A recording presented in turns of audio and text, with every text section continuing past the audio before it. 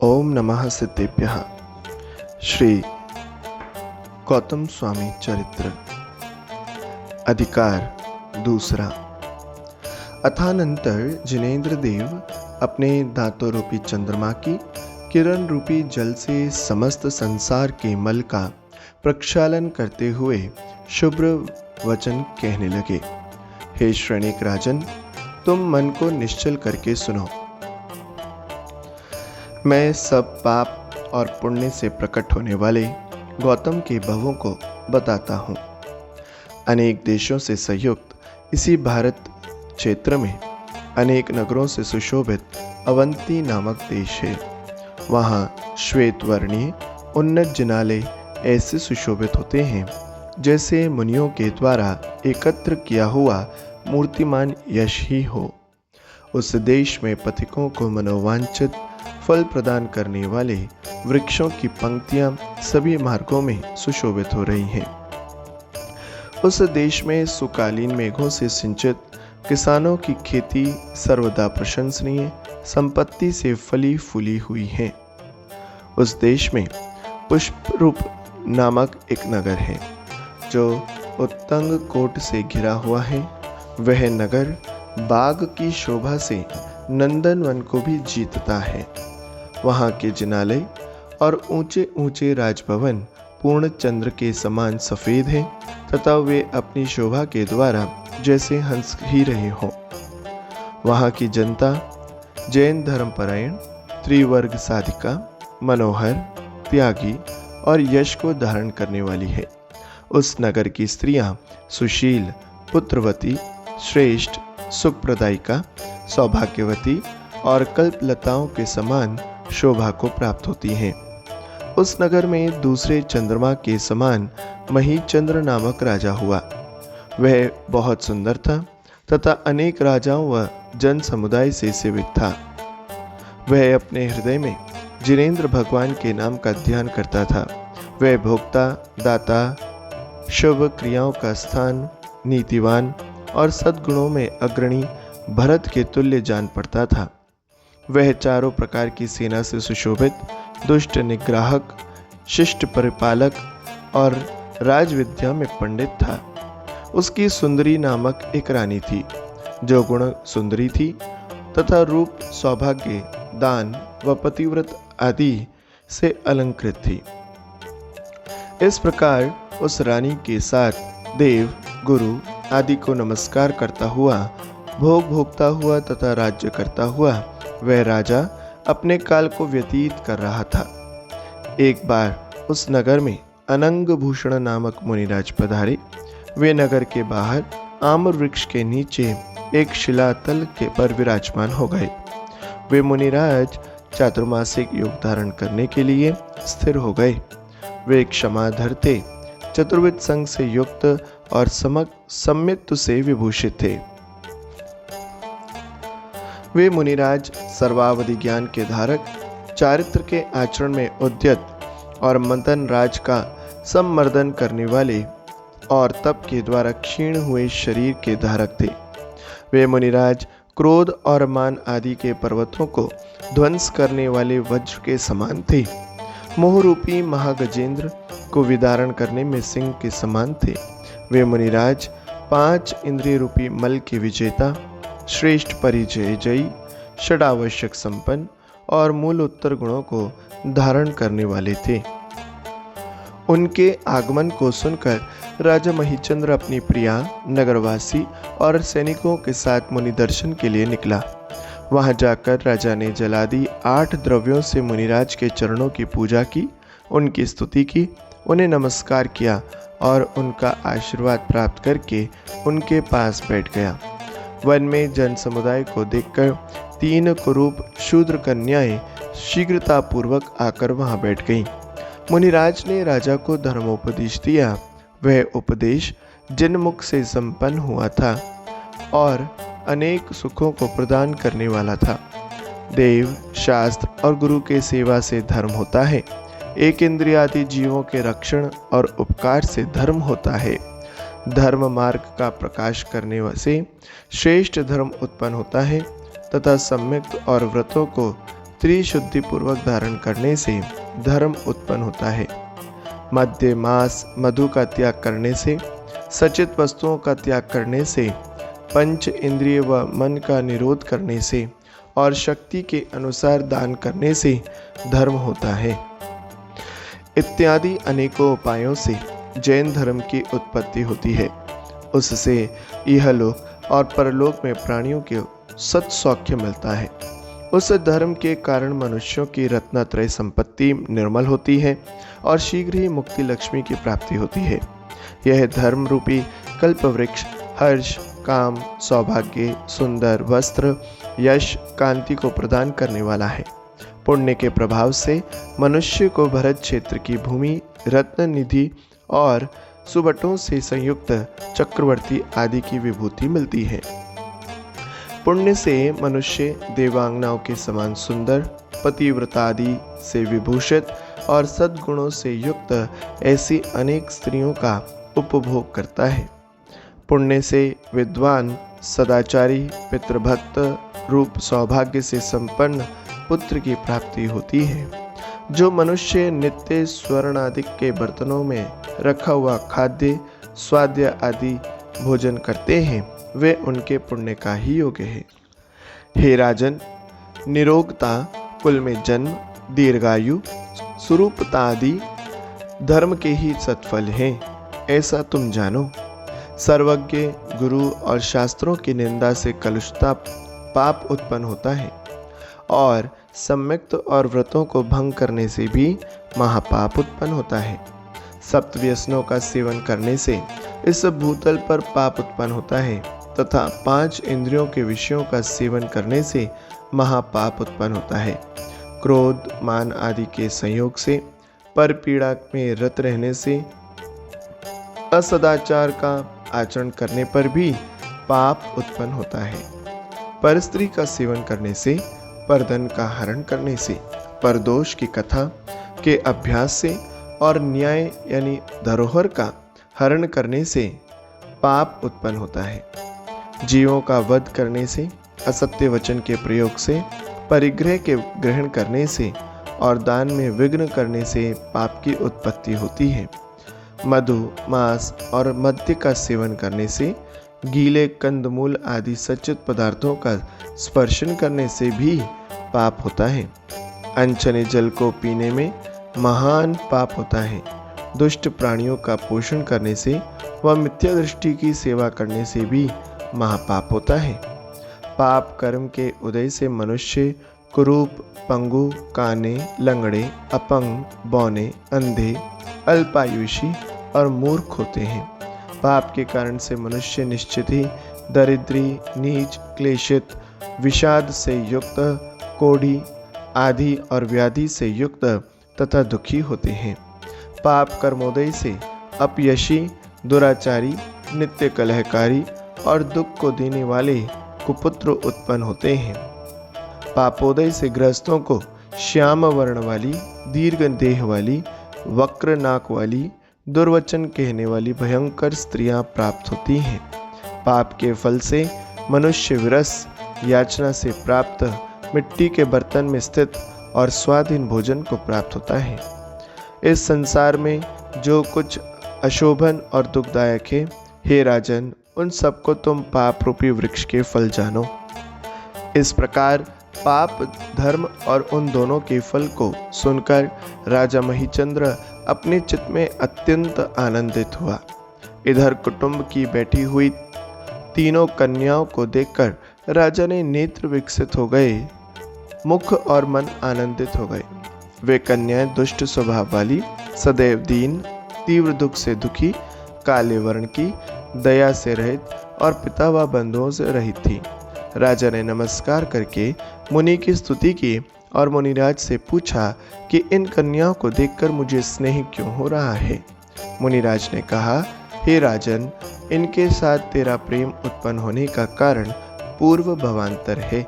मैं उसे बताता हूँ, तुम सुनो।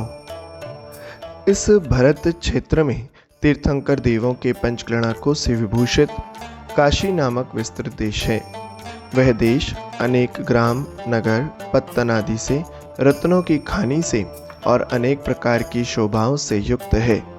उसमें बनारस नामक अतिशय सुंदर नगर है। जैसे स्वर्ग की अलका नगरी को जीतने के लिए विधाता ने ही यह नगर बनाया हो। उसके चारों ओर अपनी ऊंचाई से आकाश को छूने वाला और बादलों के समान फैला हुआ परकोटा है, जैसे वह अपने क्रोध से सूर्य के तेज को रोक रहा हो। उसके चारों ओर खातिका है जो वैरी वर्ग के लिए भयकारी है। वह निर्मल, मनोहर, गंभीर और जल से भरी हुई है, इसलिए वह कवि की कविता के समान सुशोभित हो रही है। वहाँ के कुंद पुष्प के समान उज्ज्वल और श्वेत जिनाले वायु से फहराती हुई अपनी शिखर की ध्वजारूपी हाथों से जैसे भव्य जीवों को बुला रही है। वहाँ के मकानों की पंक्तियाँ अतिशय उन्नत हैं। उनके चारों ओर चित्र लगे हुए हैं। वे बर्फ या चंद्रमा के समान श्वेत हैं और कीर्ति की मूर्ति के समान सुंदर हैं। वहाँ के मनुष्य महादानी, सदाचारी, जिन पूजक, परोपकारी और अतिशय शुभ हैं। वहाँ की स्त्रियाँ अपने सौंदर्य से सुरांगनाओं को जीतती हैं। वे गुणवती, सौभाग्यवती और पति प्रेम में तत्पर रहती हैं। वहाँ की बाजार पंक्तियाँ श्रेष्ठ शोभा को धारण कर रही हैं। वह रत्न, स्वर्ण आदि से युक्त संपूर्ण धान्यों की राशि और वस्त्रों के व्यवसाय से परिपूर्ण है। वहाँ की कामनियों के कंठ से निकलने वाले गीतों की आवाज़ को सुनकर नगर के ऊपर से चंद्रमा को चलाने वाले देव रुक जाते हैं। उससे चंद्रमा आगे नहीं बढ़ सकता। रात्रि काल में नियत स्थान पर गमन करने की इच्छा रखने वाली और श्याम वस्त्र धारक नगर वधुएं लहर लेती हुई नदी के समान जान पड़ती हैं। वहाँ की वापिकाओं के जल से जल भरने वाली पनिहारियाँ क्रीड़ा करती हैं तथा उन्हें वहाँ पर खिले हुए कमलों की सुगंध के कारण से भ्रमर करने वाले भौरे दुखी करते हैं। उन वापिकाओं में स्त्रियों का अंगराग यानी उपटन घुलने से सुगंधित कमल भी पीत वर्णीय हो गए हैं। उसी में कामी जन अपनी स्त्रियों के साथ क्रीड़ा कर रहे हैं। वहाँ के खलियानों में धान्य राशियाँ सुशोभित है। वे राशियाँ गोल, ऊंची, शुद्ध और कृषकों को आनंद प्रदान करने वाली थी। वहाँ के खेतों में सभी प्रकार के धान्य सदैव उत्पन्न होते रहते थे। वे धान्य सुकालीन मेघों के द्वारा सिंचित और शुभ हैं। उस नगर के सड़कों के किनारे पर लगी हुई वृक्ष पंक्तियाँ परोपकार करने में तत्पर, सघन छाया से युक्त और फल से भार से नम्र हैं। वहाँ की वाटिकाएं लताएं पुष्प और फलों से सुशोभित हो रही हैं। वे गुणवती, सरस और विलासिनी स्त्रियों के समान कमनीय हैं। वहाँ के हंस ही सरोग यानी सरोवर पर रहने वाले हैं। वहाँ कपास का ही ताड़न होता है, वृक्षों का ही पतन होता है और केशपाश को ही बांधा जाता है। वहाँ पर ध्वजाओं में ही दंड है, भंग छंदों में ही है, हरण स्त्रियों के हृदय में ही है। वे ही पुरुषों का मन हरण करती हैं। भय से उत्पन्न हुआ शब्द केवल नवोढ़ा स्त्रियों में ही है। उस नगर में विश्वलोचन नामक राज्य राज्य करते था। वह शत्रु समुदाय रूपी हिरणों के लिए सिंह के समान था और अपनी कांति से भास्कर को भी जीतता था। वह नित्य याचकों को इच्छा से अधिक दान देता था, इसलिए वह मन को अभिलाषाओं को पूर्ण करने वाले कल्प वृक्षों को भी जीतता था।